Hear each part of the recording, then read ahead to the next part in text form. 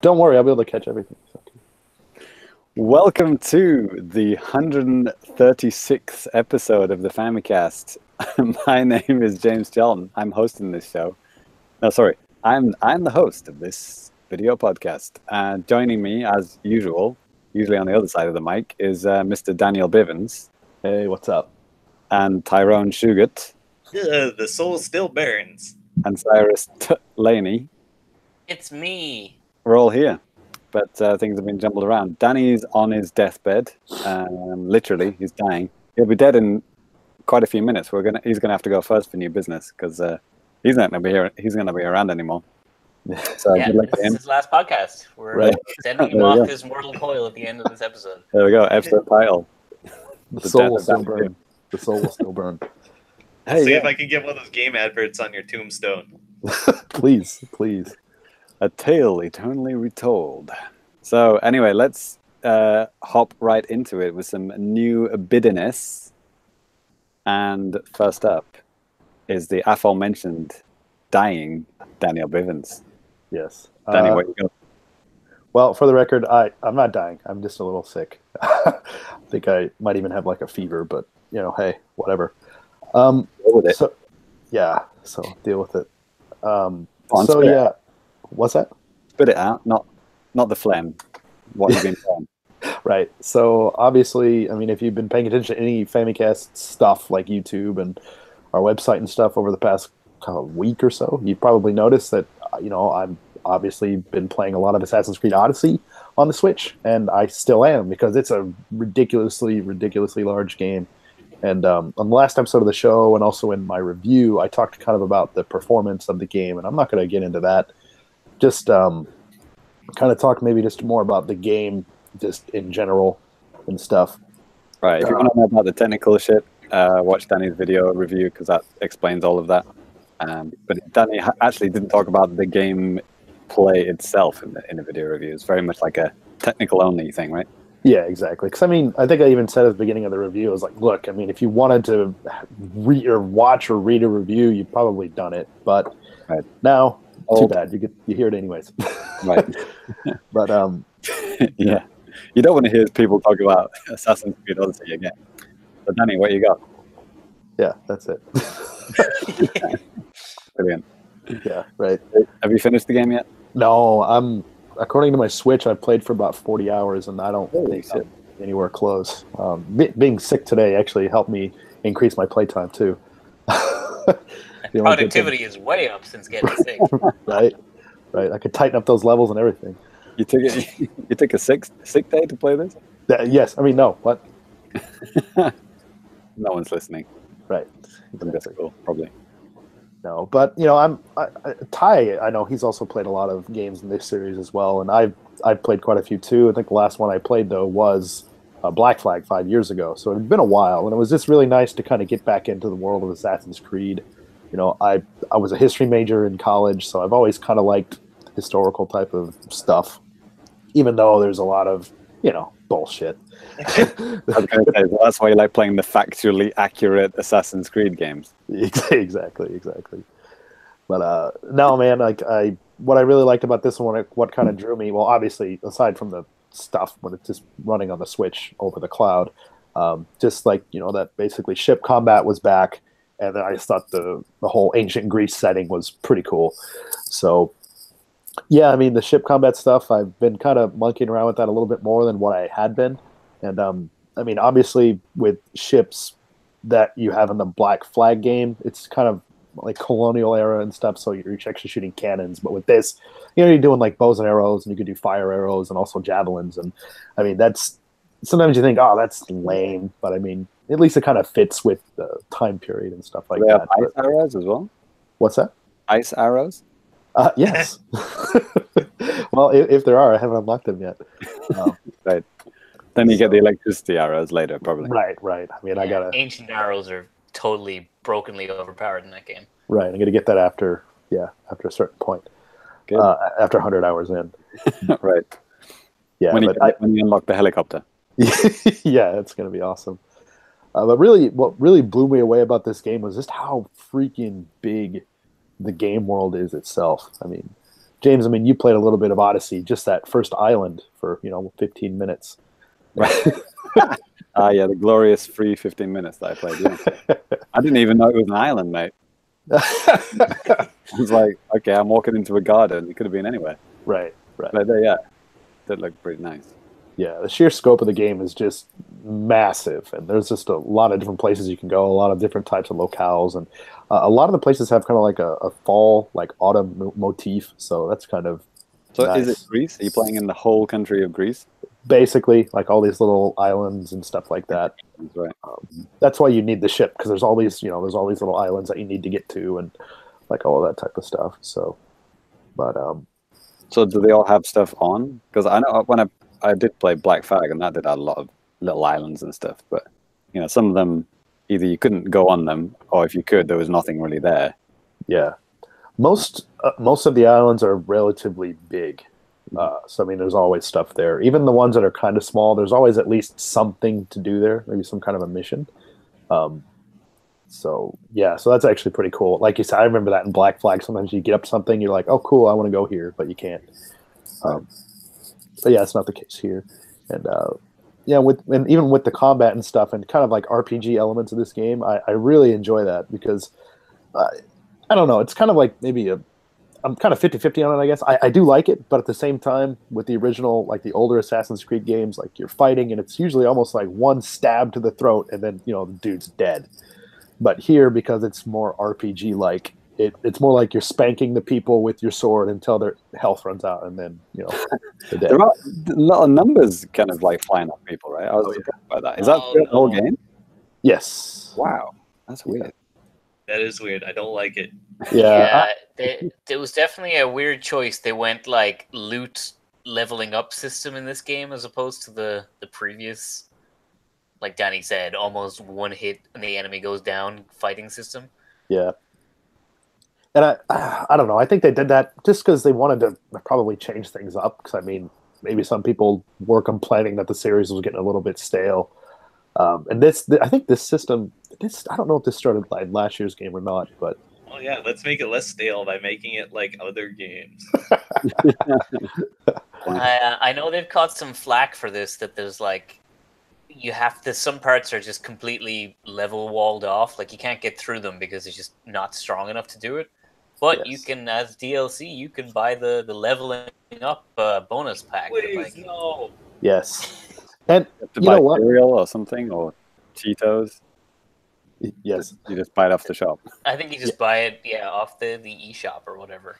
Okay. Yeah, the funny thing is because I mean, you can earn some kind of weird in-game currency that you can use to buy stuff like that. I have no idea how long it would take you to do that, but I tried to access, because they have like a shop button, and I've tried to access it on the Switch ever since day one just to see what's there. But every single time it says the shop is not available. So, okay. Brilliant. So, and I don't know if that means that I can't buy DLC for the game either when that comes out. Almost looking like no. It would be kind of weird, wouldn't it? Like just buying DLC that's only attached to your Uplay account, not to the console. Well, then I'd only be able to play it for 2 years for the duration of my rental. So I have no idea how they would even want to do that. Maybe they're just letting it be and just be like, yeah, forget it. If there's no free update or something, then yeah, whatever. But since the game has come out, there's been a couple of updates that have come out on like Xbone and PC and PS4, but there's only been like one, I think, on the Switch, and it fixed something. I guess I have no idea what it did, but yeah.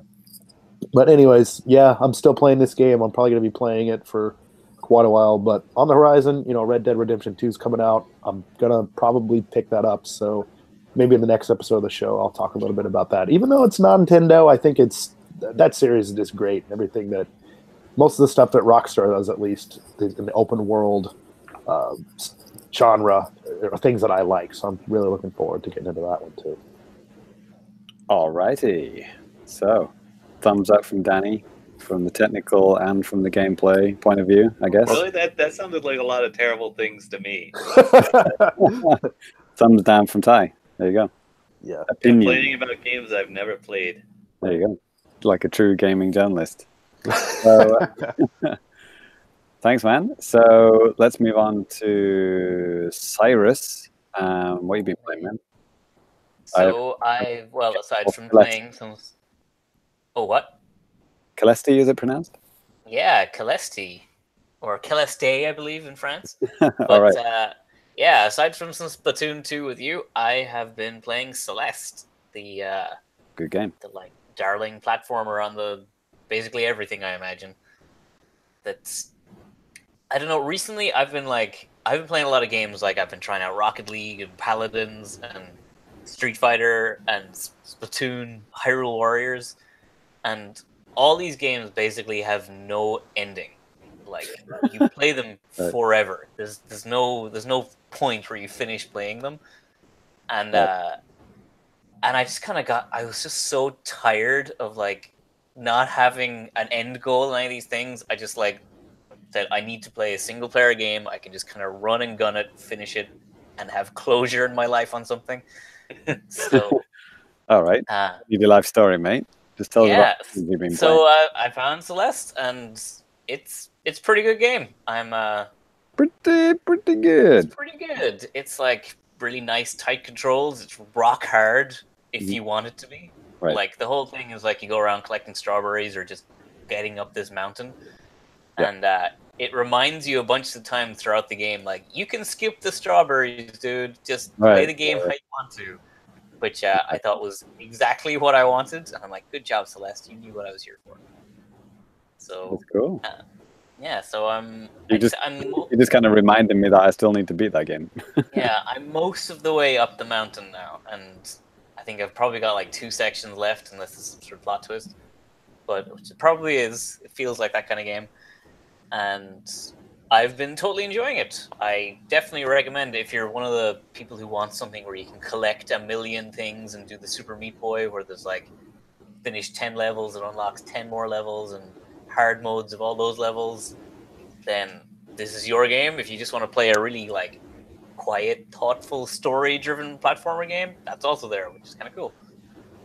Yeah, absolutely. I like the hotel ghost guy. Yeah, the weird, obsessive ghost. Right.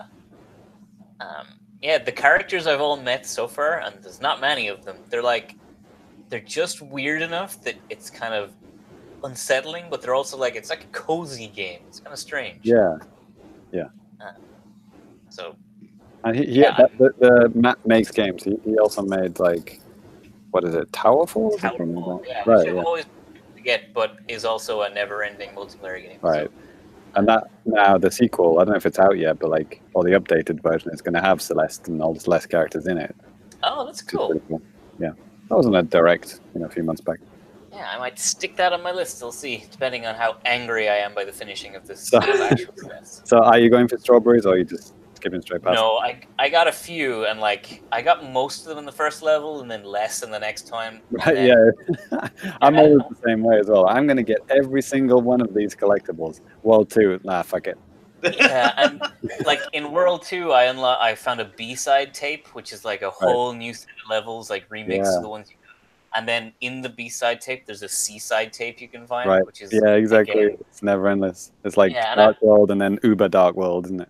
And in the in the Haunted Mansion section, I found like a secret room that has the original Celeste on it, which is like an even more pixelated old version. Yeah. Oh yeah, that's great, isn't it? What? And I played that for like 20 levels or something, and I'm like, what am I even doing? Yeah. I'm playing another game inside the game I was trying to finish, so I just like quit out of that and continued on my way. Does it get put on the title screen? I forget now. It does afterwards. So the game is like bursting with stuff to do, but not what I'm interested in, so I'm just making my way up that mountain. Yeah, good luck to you, good luck to me. You kind of inspired me to, you kind of reminded me that I have that game and I need to finish it. Because I didn't stop for any reason, like I didn't like it or anything. It's just, other games came along, start playing that, etc., etc. Usual shtick. Actually, I'm gonna skip me because it's more like kind of now playing at the Famicast.com kind of talk. It's just like stuff that I've been playing is stuff that's going up on the site, you know. So nothing new from me. But Ty, what crazy old shit you got out the bargain bin this week? Oh boy. Actually, I bought a brand new video game on What? release Oh day my god. Holy with the shit. season pass. With Season Pass, what the heck? Who are you, mysterious stranger? Oh, you're gonna be not surprised when I tell you it's a fighting game. Holy shit. Does it have women with large breasts in it? Oh hell yeah. Are they scantily clad? Yep. Is one My of them God. Ivy? Yep. I know what it is. Street Fighter 5. Oh man, you should have thrown out some like crazy random characters. I tell you, yes, they're in it thanks to Soul Calibur 6's character creation. Is Spawn in it? Yeah, every character is in it. He's back. Is And they Mario? all have giant Mayo's penises. in, yeah, yeah. Holy shit. Everyone is here. That's what they should say. Yeah, dude. Smash Brothers tagline. Yeah, do the remix of the Smash Bros. Trailer and just show everyone's character creations of like cutting between all But of them. seriously, everyone is here.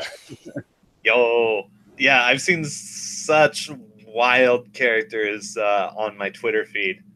So, I'm following a lot of both the Western fighting game community and the Japanese fighting game community on my Twitter, and there is some far out shit on there. Like, holy shit!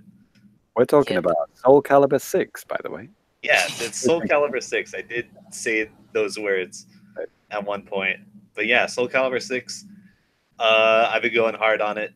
I've got all my ranked wins. I got like 50 wins and like 3 losses because I'm a grizzled veteran of scooping people with Nightmare. Ooh. It's a time-honored tradition in my house too. I would put you as an Astaroth player. I don't know why. I like Astaroth is kind of a secondary. Yeah. Depends on your flavor of scooping. Yeah. Do you want to stab or do you want a shovel motion? Right. Well, okay, so Nightmare. Well, more specifically, Siegfried, since they're separate characters now. So I like the Siegfried style more. And holy shit. Okay, so I've been playing Soul Calibur for like literal decades now. And it's one of those games, just like Smash Brothers, where everybody thinks they're good, but nobody is actually good. No, I know I'm not good because I used to play at university with a guy who was good, and he just wiped the floor with every single guy in the whole university. It was embarrassing, but I learned from him, which have to appreciate. But God, it was frustrating playing against him.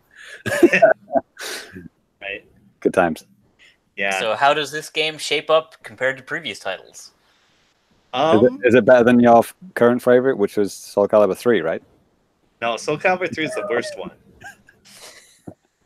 Soul Calibur 2, in my opinion, is the best one. Some people will tell you Soul Calibur 1, and they're not wrong either. It kind of depends how you feel about, like edges and things. Right. Like really, like which nitpicky physics stuff. Yeah. Yeah. So I heard they're trying to make this one feel more like Soul Calibur 2. I'm not sure if that's exactly true, but let's see. Garden packs are simplified. They're like the simplest they've ever been. It's just forward and guard, and that covers highs and lows. Has anyone had like a really easy ring out move that you found? I think they all of Nightmare's B attacks. Yeah, actually, I think they generally made ring outs harder in this game. Like you have to do it with a lot of intention, I think. Okay. I see that a bunch of stages have like railings around the edge now. Yeah, right, and like I noticed, like a lot of moves that used to boop guys off really easily in old games, they don't anymore. Okay. I just remember Link's one, which just basically if you just grabbed them by the arm and then they were out. It's one move, dead. Yeah. If you're I just saw a really interesting combo on Twitter though, where somebody uses Taki and has like a nice juggle from like mid screen that will ring people out. So I don't know. She might be like Hildegard in Soul Calibur 4. Yeah, I was gonna She say, was, that sounds awfully like Hild mid-screen yeah, and just pogo them across the stage until they're gone. yeah, she was busted in that game. But yeah.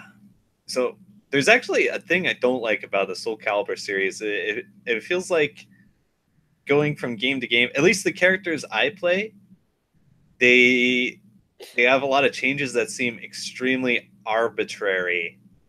You know what I mean? Just Like, change for the sake of change as opposed to have a yeah, good reason for it.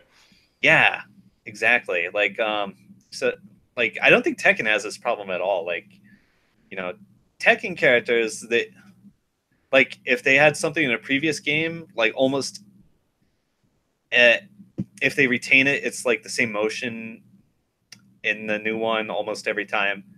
But like, I put the most time into Soul Calibur 2, and so Nightmare slash Siegfried. I'm just gonna say Siegfried. Uh, in later Soul Calibur games, like he'll still have the same moves, but the motions will be different. Oh, okay, that's annoying. Yeah, it's like I guess they're making room for like new moves, but like, why don't you give the new move motion that isn't filled out? Like, gosh. All right, so for example, like in Soul Calibur 2 or 1 or a lot of other ones, you would just hit like A and B together, and he would do like the fancy little twirly thing with the sword. Mhm. Now in Soul Calibur 6, it has the same properties, but you have to hit back in A and B to activate it. That I think that's because they want like a universal mechanic on A and B, which is the glowy blue thing that'll break the red parry thing. Eh, That was always one thing I appreciated about the Mortal Kombat series, is that, Liu Kang pretty much plays like Liu Kang in 1, 2, or 3. You're not really going to see many changes. yeah, And Liu Kang also played like Sub-Zero, who also played like Jax. Who also yeah. Let's All like right. just give every character projectile. Right.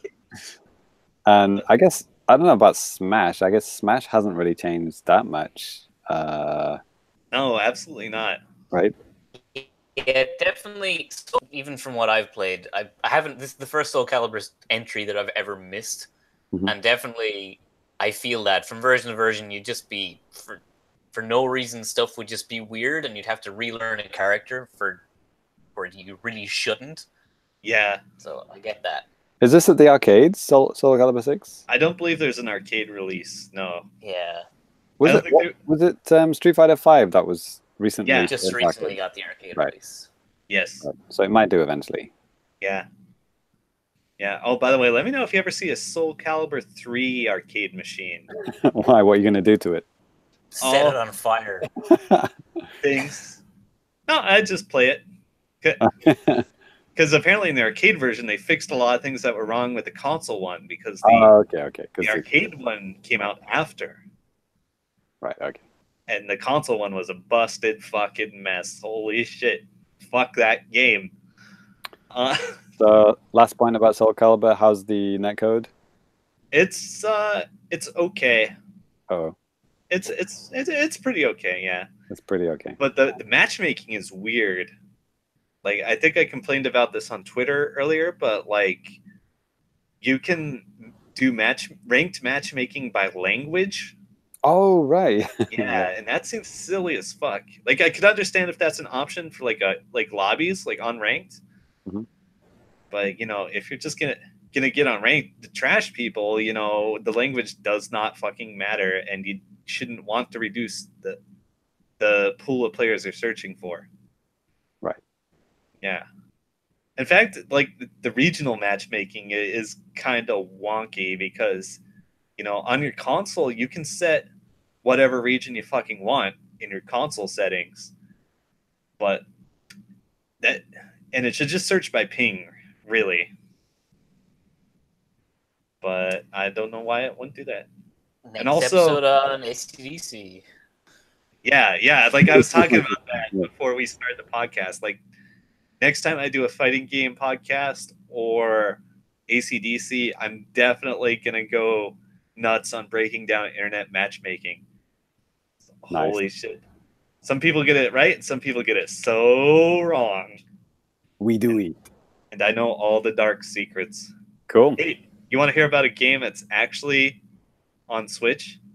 Ooh, is that what is it, Victor Vran is? Yes, Victor Vran.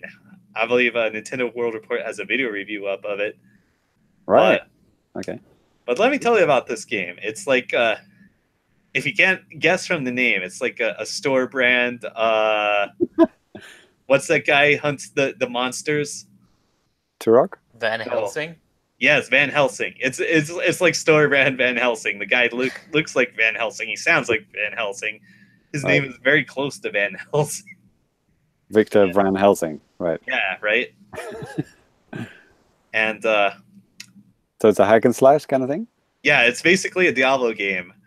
I would like to note there's also a Van Helsing Diablo-ish game. So it's like a copy of a copy. This is like a Waluigi game right here. Oh, Waluigi. Waluigi's Wamansion.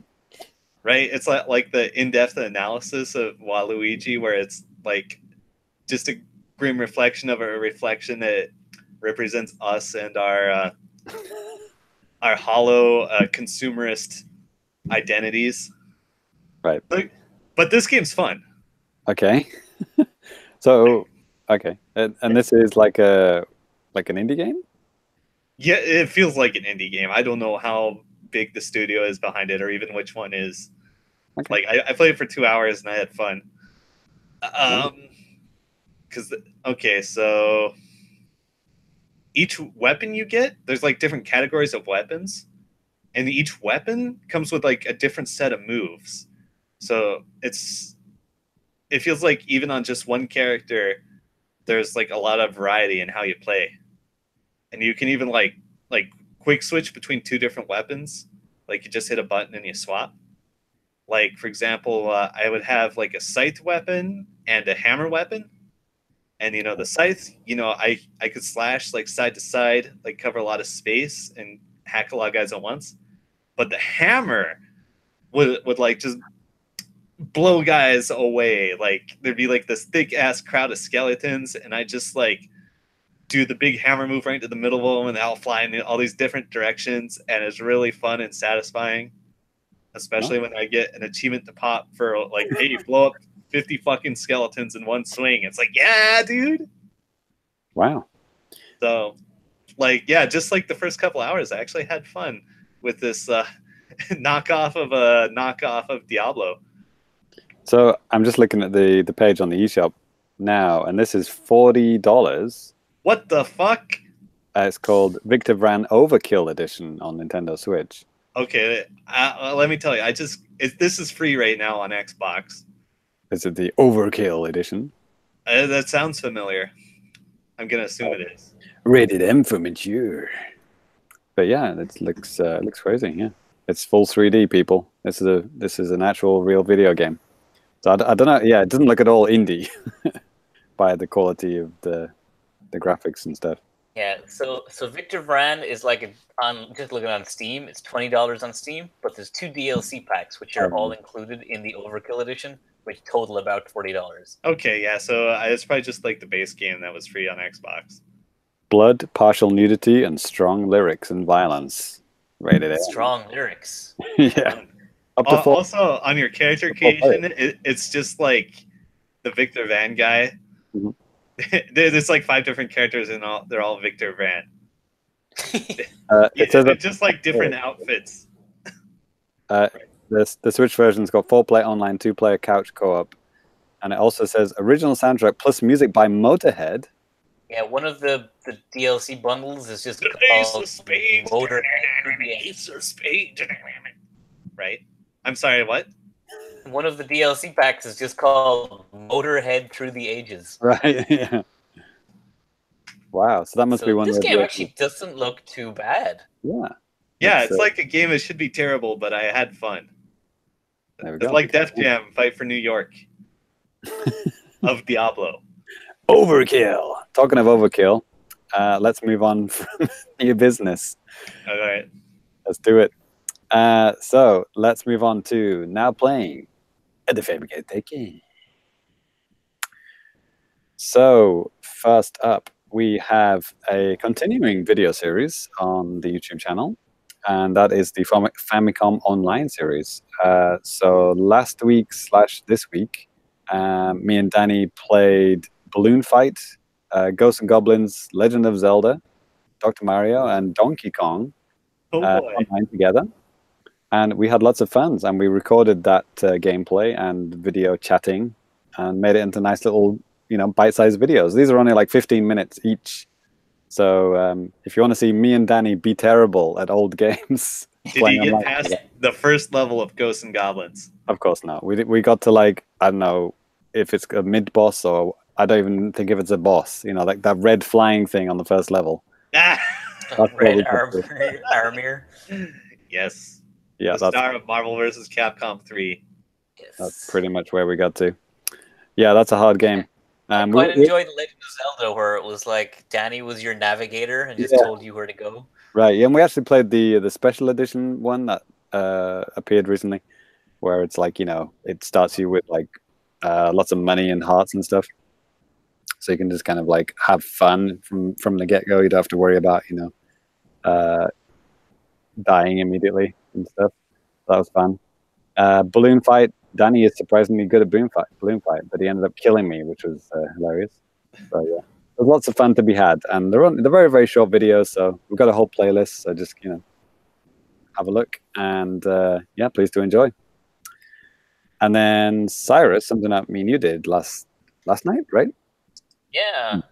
So we were getting into the festive season. We're jumped onto Splatoon for the Splatoween Trick or Treats Splatfest event, whatever. Right. And we were doing pretty well. We were confident about our trick vote, but the world was against us. Yeah, well, we just found out the news just before recording, didn't we? Team Treat won. I was devastated. So you're welcome. I also forgot to cash in my T-shirts, like to scrub off my points. Mate, I told you. I got it. But yes, good times. We're wearing our special Halloween Splatoween costumes and stuff, and yeah, it's good times. So check it out. We've actually got 2 videos. We've got me playing solo, and then me and Cyrus teaming up for a bit of duo play. Good times. The shockingly painless 2-player now available in Splatoon. Yeah. Man, so many improvements. Curious to see how that works. Check it out. Yeah, absolutely. Yeah, that'll be going live. It's not quite live yet. It's in editing, and it'll be finished very soon. So yeah, check out. Probably by the time the audio version of this show goes out, it'll be up. And then Danny, rest in peace. He has been working his ass off, putting that Patreon cash to good use, and he's been playing the shit out of Assassin's Creed Odyssey and making lots of cool videos. So I think one of the most popular ones is the how-to video that he made, which basically like, if you live in Japan, I've got to keep stating that. If you live in Japan, use that guide to how to play Assassin's Creed Odyssey, because it's all in Japanese, like, the process they have to go through. So if you don't read Japanese, but you live in Japan, watch Danny's video and you'll be able to hook you up. Yeah. And then as for the kind of Patreon stuff that's going live this month, we have a brand new episode of Life in Japan, which is, in case you don't know, it's a podcast where we talk about Japan, in-depth kind of stuff about Japan. And this is episode 4 of that show. And as usual, I've got my buddy Reggie laying down the informations, and also J Dubs, who was on been on the regular podcast in the past as well. He runs the ALT Insider podcast as well. So yeah, good times. So please do enjoy. And this episode, we actually talk about Japanese whiskey. So if you're interested in Japanese whiskey, give it a listen. Oh yeah, I hope you added my keen insights on there. Right. So all of this and more at Famicast.com and Famicast on YouTube. Okay, and this feels weird, me introducing myself to me, to then go on to say, hey, it's me. and I'm going to introduce the Japanese. Wow, identity crisis. Yeah, who am I? Who likes Fortnite? Ty, you like Fortnite, probably. Oh yeah, I love it because I'm a middle schooler. Playing All on right. his smartphone at lunch break. Yo, real talk. My school just had the culture festival, and the kids put up like displays like around various themes in the classroom. And one kid did this huge display on Fortnite. Wow. Yep. Well, just talking about Fortnite. Yeah, and esports and the history of epic games. Oh, wow. It was so surreal to see like one of my students talking about like with Tim Sweeney. I heard it there. And I'm like, wow, it's like it's really the year 2000 and I'm back on somethingawful.com. Things have come full circle. Yeah, my Cliff Blazensky Halloween costume has been going on a treat this year. Oh, I hope you got the frosted tips. So that is nicely leading us into the news, which is actually not about Ty's Culture Festival, but in fact, Ty. What is it about? Fortnite? Yeah. Oh, yeah. Fortnite. We were talking about Fortnite. Noted Japanese cultural tradition Fortnite. Right. Deep freeze physical bundle announced for Switch in Japan. So it's like a physically paper with a code on it, right? Probably, yeah. It's scheduled to release on December 13th and retail for 3,240 M&Ms. Wow. Yeah. So this is a physical Fortnite, because there is a physical Fortnite, isn't it? You can buy it on PS4, can you? Download code Yeah, for it the game. says it comes with a download code. No, but I've seen Fortnite on PS4 in the shops. Huh. Okay. And I believe that's a disc, but the disc is probably useless. In day one, you put it in, immediately ask for a, whatever, 3 Like gig. 16 gig, Right. Yeah. Right. I wonder if this has anything to do with some news I saw right before we started the podcast about the PvE part of the game is supposed to go free this year, and it's not. It's going free next year. They delayed it. Okay. But So you can play it now if you give them money. Okay, so this physical bundle includes download code and a skin and 1,000 V-Bucks, which I don't believe is worth 1,000 yen, is it? I have no idea. Yeah, I don't really What know is about the that currency in- switcheroos in Fortnite. What is that in bitcoins, or what's the money in Second Life? Right. I think this bundle is actually available on all consoles, like the deep freeze bundle. You can get it. It's basically they wanted to get a copy of Fortnite on store shelves for Christmas. A physical it's got, thing like- that grandma can Yes. buy. It's got like Right. winter gear for your character that you can only get in this physical edition. So even if Ooh. grandma buys it for her grandson who has the game already on PC, they get a limited edition skin. So Yeah, it's weird, isn't it? Because you have something to buy in a shop for a game that's free. So Yeah. it's you have to think of stuff like this, right? So there you it's go. actually a clever enough Yeah. thing. It's like, everybody wins with this. Absolutely. I mean, yeah, I recently bought a download card myself. I bought the Super Smash Brothers special, aka Ultimate. Early copy of Smash Bros. Very good, but it doesn't. The download doesn't work yet because the Yeah, game's of not course. live yet. So next up, Stardew Valley. Does anyone play? I think Danny plays Stardew Valley, or has Stardew Valley. Probably never plays it. There's also a collector's physical edition coming to Switch in Japan via Oizumi Amuzio. Never heard of him. And that's coming January next year, January 31st next year for 3,780 yen. So it includes the game, possibly a game card, who knows, a guidebook, a soundtrack, and a Pelican Town map. So lots of physical stuff for Japanese people to buy in their physical game stores. Because they bloody love it. We already talked about the Splatfest, and then Cyrus, Binding of Isaac. Yes, the Binding of Isaac Rebirth is coming to Switch in Japan via Piki, a Japanese publisher.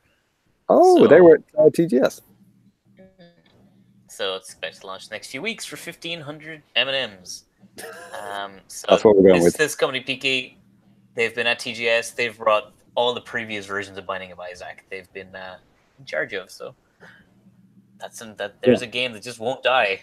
That they just keep bringing out new versions of Binding of Isaac. Has anyone ever actually played that game? Nope. It's on my do list. I'm sure I have it on Steam. Right.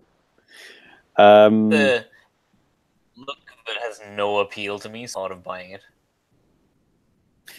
Yeah, I don't know. Yeah, I don't know. It's kind of like Super Meat Boy, the same kind of humor as Super Meat Boy, but the visual style is just a bit too weird for me, I guess. Well, it's a roguelike, right? I assume it's. Whenever I want to play a roguelike, I play Crypt the Necrodancer, because that one has cool music, and I don't know that Binding of Isaac has cool music, let alone cool music that you dance to. Right. Hey, that's on Switch. Good time. Yeah, you buy that game. It's so fucking good. Next one. This one is news to me. God bless Danny for setting up this news before I passed away. Nintendo Live 2018 is coming soon, November 3rd to 4th. That's like a week and a bit away. Time is this Nintendo Live? Yeah, so it's in Tokyo / Makahari, aka not Tokyo, but the place that people like to call Tokyo. And there's also going to be one in Kyoto as well on the 23rd and 24th of November, and it's free to everyone. Anyone can go. It's going to have tournaments for Splatoon 2, Mario Tennis Ace, not Aces, ARMS, and the pre-release tournament for Smash Brothers Special / Ultimate. So yeah, you'll be able to play demos of Smash and Pokemon, buy special merchandise, and there will be guest speakers as well. So this is kind of like Nintendo doing their, not TGS in the same place where TGS is. Because they don't go to TGS, so they're doing this. Because we were kind of talking about... they rent out the same place. Yeah, we were talking about the fact that Nintendo don't do their, Space World anymore. But I guess this kind of is. It's called Nintendo Live 2018. Will any of you be heading this way? And this is really close to where I live. But the only game I'm interested in playing is Smash. But we're so close to the actual game coming out. It's like... It's hard to justify going to pre-release events. Right. It's like, do I really want to queue up for 2 hours to play a round of Smash with some people? Probably not. I can probably just wait for, an extra few weeks and just have the game myself. I've already bought it. So...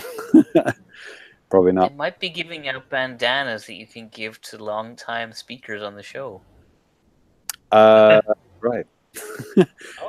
As for goods, aka merch, they've got Splatoon hoodies and Splatoon caps, t-shirts, like a Tokyo t-shirt and a Kyoto t-shirt, depending on the city that I could be the close kid in middle school. Yeah, there you go. So, yeah, Tokyo. Well, it's not Tokyo, but it's Makari. So yeah, if you're in Japan and you're in the Chiba area, and you want to play Smash Brothers early, you can. Coming soon. So I don't think we have any more news. So we're going to move on to some feedback. Yeah. Feedback, back. We should play like a really loud squealing feedback sound every time we do this section.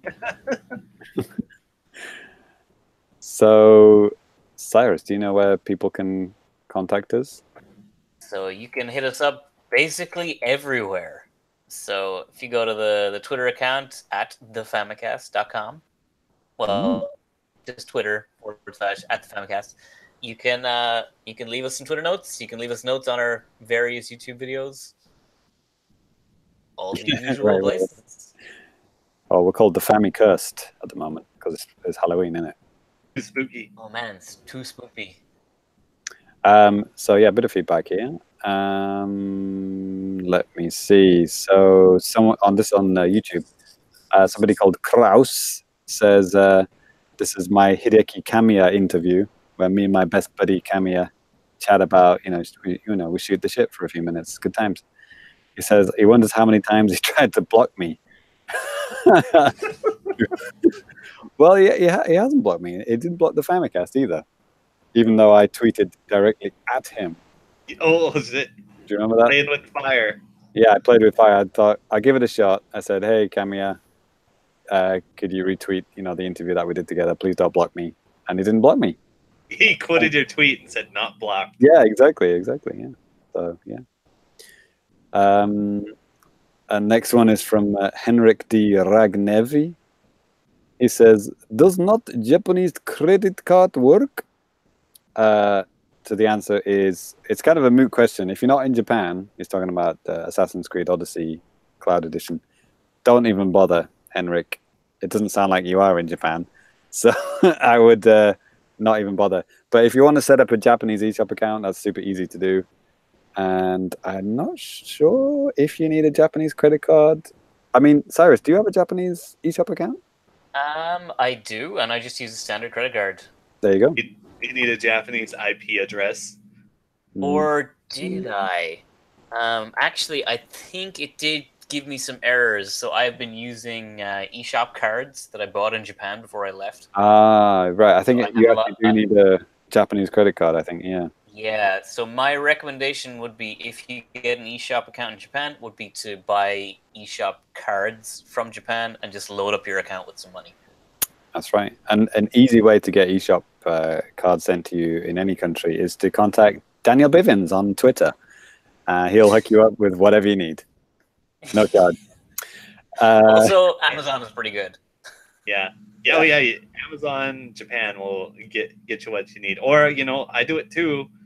I pick up cards from stores for people, like as a service. See the details on my Twitter account. It charges like what, 30%? No, I just ask for tips. There you go. People are generous tippers. Cool. Let's move on to some Twitter. Got one from Russ Greeno. Got to have one from Russ Greeno, right?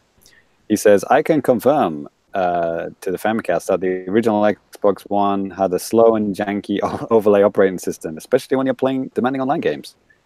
If you can't pause the gameplay, it can be quite laggy. However, as Celsai said, it does work and does everything that you'd want." So it's kind of like covering all the bases there. Everybody wins. Everybody wins. Next one is... thank you to Japanese Nintendo, friend of the show, Brian, at Japanese 3DS. He should really change that, especially when the 3DS is, slowly becoming redundant. But anyway, he atted us when, people after some, Assassin's Creed Odyssey Cloud videos, and he told his fans to check out us. And we also got picked up by Nintendo Life, who did a little kind of piece about, cloud gaming in Japan, and he used our video for that. So, yeah, mad props to Nintendo Life as well. Much thanking. You owe us Nintendo Life. Right, yeah, they owe us, everything. We also changed our Twitter avatar, thanks to Cyrus, doing a lovely Halloween/Samhain edition of the Famicast logo. It's awesome. Check it out if you haven't already seen it. Very cute. And then I think that's about it for feedback. Keeping it short and breezy today. But I thought before we go, I thought we'd do a little chat about Halloween in Japan, because we are only like 7 days, 8 days away from Halloween coming out. Yeah. I thought we could do a little chat about Halloween. Insert spooky Halloween music right here. I'd recommend Moonwalker from Thriller from Moonwalker on Genesis. How's that? Oh, for the Genesis one, I like it. I like where your head's at. Yeah, it's a series of farts. That's the Genesis sound chip. Right. Wow. That was remarkably authentic. Yeah. I was speechless. It's right. It actually says it on the sound chip if you look at it under the microscope. The Fart Master 006. So, Cyrus, did you have a Halloween you did have Halloween. You had a couple of Halloweens when you were in Yeah, Japan. 6 years of Halloweens. Right. But I mean, did you actually, experience Halloween? Did you actually do something, or did I just gave oh, a it's Halloween? slideshow about Halloween and to my students, but in my town itself, like Halloween's a nothing event. In at least small town Japan, nothing Right. happens. Yeah. It's When you're out in the it's sticks, yeah. yeah, it's like it's a day the students know that the ALT is probably gonna like give them a free English class where they get talk about Halloween and stuff. But aside from that, unless you're in a big city, I've never noticed anything Halloweeny about Yeah, Japan. right. Like a plastic pumpkin in the bakery, something like that. Yeah, Best you're gonna get. that's pretty much the height of excitement in my town at the best of times, anyway. You never wore a costume or anything? So I would. That's the ALT's job is being way over the top for festive events compared to everyone else in Japan. God, then tell ALT us is what assistant costume. language teacher, by the way. Right. And so yeah, I would come in and I'd wear my various whatever piece of costume. I'd always give out trick or treat candy to my high schoolers, and I spent literally like $100 to $200 on Kit Kats over the year, like buying different types of Kit Kats and then giving them out for Halloween. Yeah, keep your eyes open for the pumpkin Kit Kats. Those are real and they're good. That's the most important part of Halloween in Japan. Pumpkin flavored Kit Kats. I never Unreal. had They're them. so That's No, amazing. they're real. I never had it. I don't really like pumpkin flavored things. I mean, does it actually man. taste like pumpkin? Yeah, dude. I don't know what it tastes like, but it tastes like good. Yeah. Okay. So Cyrus, you're avoiding the question. What did you dress up as? Oh, I just did whatever I could find lying around, like werewolf masks or vampire masks or whatever. I did nothing special. Nothing game related or actually. I had to do. I had full teaching responsibilities, so I couldn't go too nuts on my class students. Lame. Yep. Next, Ty. What about you? Have you won any costumes for Halloween in Japan? Yeah, like well, in school I've done some lessons around Halloween. Like we'll do like a mock trick or treat kind of thing. You'll come with an axe in your neck and real blood coming out. What's up, Real blood. Right. No, I do want to talk about some Halloween stuff I've noticed in Japan. Here it comes. Yeah, so I'm at the grocery store, and there is so much Halloween stuff, like completely superficial Halloween stuff. Like, Right, you're talking about recently, right? Yeah. Like I was just there at the grocery store like 5 hours ago, and there's like so many, just packages of food that just have like jack-o'-lanterns and shit on them for like no reason. Right. The content doesn't actually change from the regular one. It's just the packaging. Yeah, exactly. Right. It's wild, and it's just like the whole store front to back, and they have like a nice candy thing set up. Even though I've never heard of anyone actually trick or treating in Japan, Right. but those confectionery companies, they know there's money to be made, and I wouldn't be surprised if they start pushing it. Yeah, well, that's how Valentine's Day and then White Day caught on, isn't it? Right? Exactly. It's gonna happen. Like there's people that say Halloween isn't a big thing in Japan. Well, it wasn't like 5 or 10 years ago. Yeah, it's true. But like, give it like a few more years, and Halloween will be bought and owned by Japan. Mark my words. No, in Japan they'll probably make a second one and call it like Black Day on the 31st of November. I like it. And just like, okay, this is the day where you have dark chocolate sales. Yeah, exactly. Halloween you eat milk chocolate. Black Day you eat only dark chocolate. And you have to visit your grandparents while standing on your head. That's the tradition from now on. Right. So give the black last couple chocolate to anyone you worry is going to die. If you don't give everyone you know chocolate, they'll all die. Right. Wow. The Japanese confectionery companies. Yeah, they see it. They got the yen signs in their eyes. Right. Well, because I'm a big hipster, I'll talk about Starbucks for a second. Right. So Starbucks in Japan, they've recently started a Halloween season, and it's all about princess or witch. Everything is either completely black, dark, or pink and silver and stuff like that. So they've got a drink, like a frappuccino drink around that. They got and they got donuts around that as well. I'm not interested in the donuts because I like a good donut, and good donuts are hard to come by in Japan. Surprisingly, there are a lot of donuts, but there are not many good donuts. And Starbucks, you know, they do an all right donut. But the two donuts that they got the dark witch donut and the pink princess one. And I'm not ashamed to say, I prefer the princess one. It is amazing. It's the flavor is, oh shit, what is it? I don't even know what it is. It's not cherry, but it's like sweet. It's like a pink topping. Oh no, it's actually it's apple. Oh. Wow, exciting. Yeah, that's why I couldn't remember what flavor it was, because it's pink, and I'm like trying to think of pink fruit and pink stuff. It's not at all. It's apple.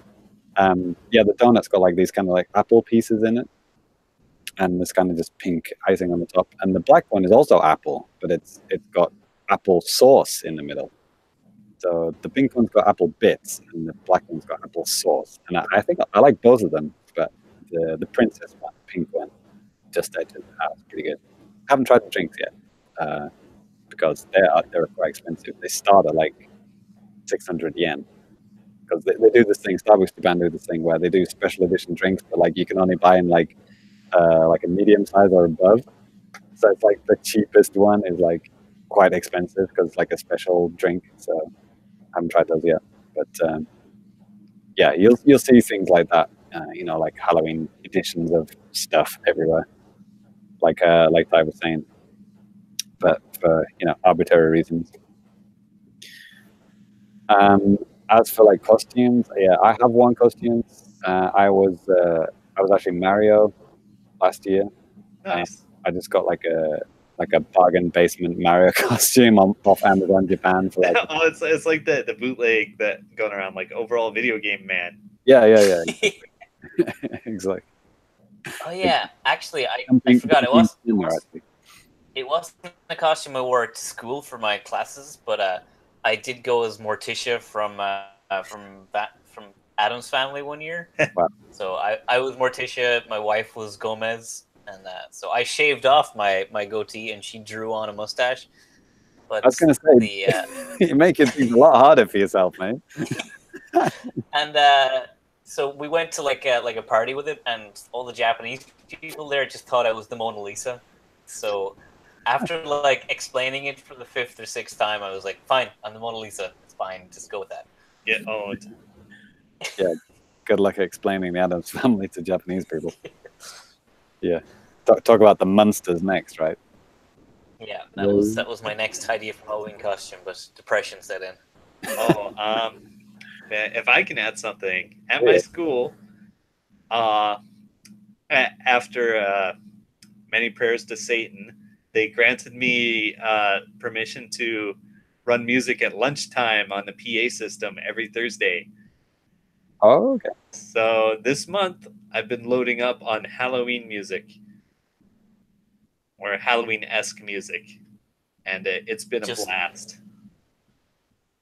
It's just like music from the band Halloween and Sam Hain, or sure, whatever.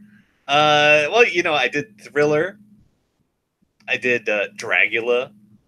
Nice. Monster Mash.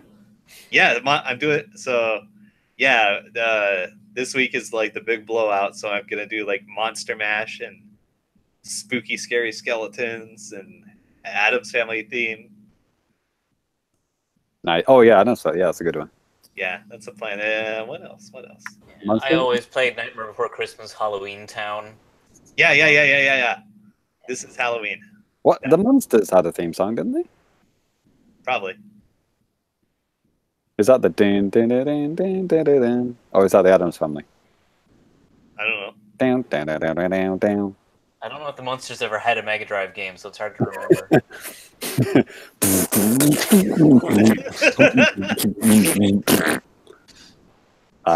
It's like that bird singing meme.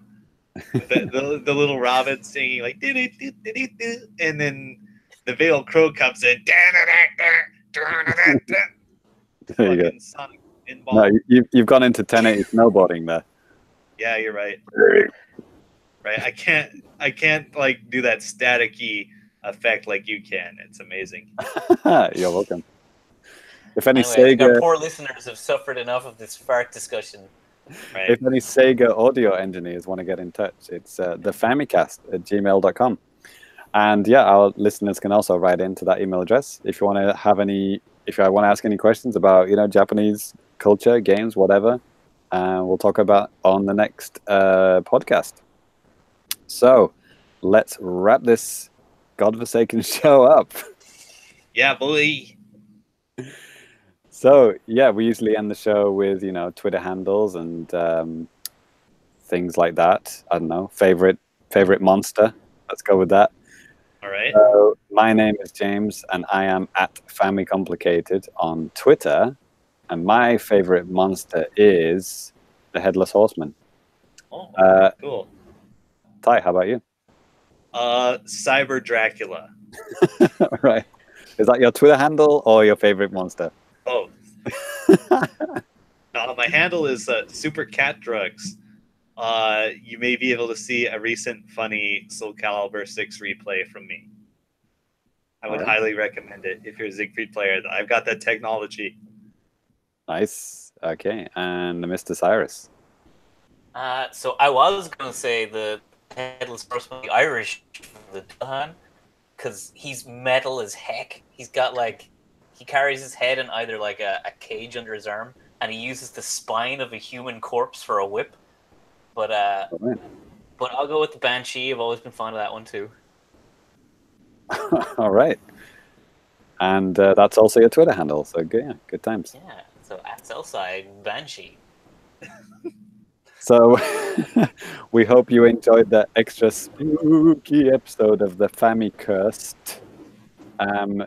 Until next time, which is episode 137, sometime in early November. Hopefully, Danny will be back from the dead. That will be our ritual on Halloween, to get Danny risen from the dead. Good luck to us all if we do that. But until next time, that's all from me, and Ty, and Cyrus, and from beyond the grave, Danny Bivens. Until next time, peace. Peace out. Lates. Happy Halloween. What do you say for Samhain Day? Happy Samhain Day? Yeah, that's what we say. Happy Samhain Day. Awesome. That's literally in the Irish language, right? Yeah, happy came from Irish first and then got transported over to English. Knew it.